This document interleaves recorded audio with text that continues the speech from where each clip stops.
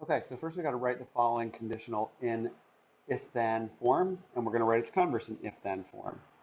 After that, we'll talk about their truth values, and if uh, one of them is false, we'll give a counterexample. So first, on a number line, the points with coordinates -2 and 5 are 7 units apart. How do we write that as a conditional statement? We would write it as if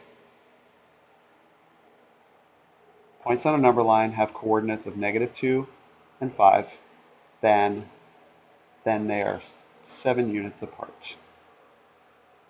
Okay? And what would we do for the converse? Well, we would have to write the converse of that. We would have to switch the hypothesis, switch the hypothesis and the conclusion. So if points on a number line are 7 units apart, then they have these coordinates.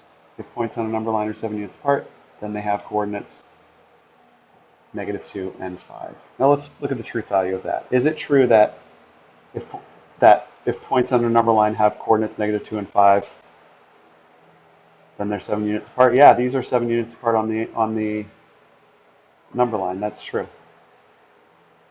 What about the converse of it? Points on a number line are 7 units apart, then they have coordinates of -2 and 5. Now there's lots of pairs of points that are 7 units apart. And they're not all at -2 and 5. So that is false. Just one example of it is 2 and 9. 2 and 9 are 7 units apart as well. So this converse is false.